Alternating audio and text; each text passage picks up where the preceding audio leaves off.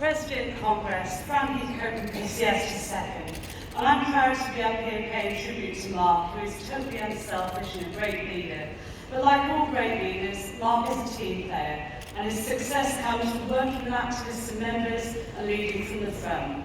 When I first got involved, Mark was a low-paid benefits office worker, as Leonard said, known as a great personal case rep and a powerful orator.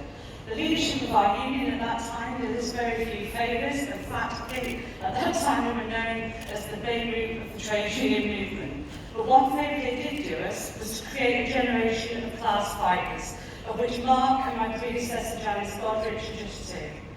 At present, we are discussing the attempted coup by Johnson, but our union, PCS, just over 20 years ago, also saw an attempted coup. When Mark was elected General Secretary, the outgoing General Secretary decided he didn't like that result, and his supporters tried to overturn it, which led to a massive campaign to defend our members' decision. I won't go on about it, other than to say that it revealed Mark's determination, principles and courage.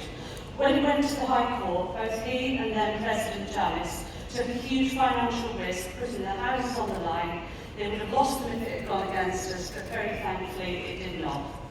Too often it's easy to talk about defending democracy, but very few of us are called on to take a risk of that kind, which is why to this day Mark is regarded as a leader who doesn't just talk the talk, but one who is prepared to put the financial future of his then young family on the line in order to defend the rights of our members to elect who they wanted to lead PCS. Real leadership is about defending and advancing members' interests, but we all know it's about much more than that.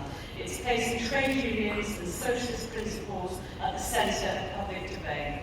Under Mark's leadership, we have seen the complete transformation of a union run by the right wing into one of the most democratic, lay-led and militant trade unions in Britain today. But he has not had it easy. I think everybody knows the story of Mark's heart transplant, seeing firsthand the brilliance of our National Health Service, which is why he is still sitting here today.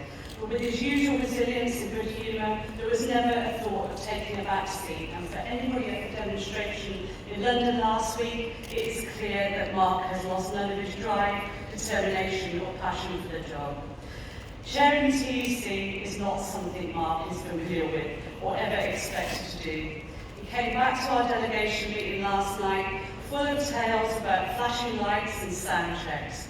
But he will, I'm sure, approach it in the way that he approaches everything, with enthusiasm, with humour, and with a determination to get the job done well for the benefit of all trade union members. Mark, with all your support for me in recent times, I consider you to be a good friend. I wish you well in chairing, and I'm proud and delighted to second Len's vote of thanks. Thank you.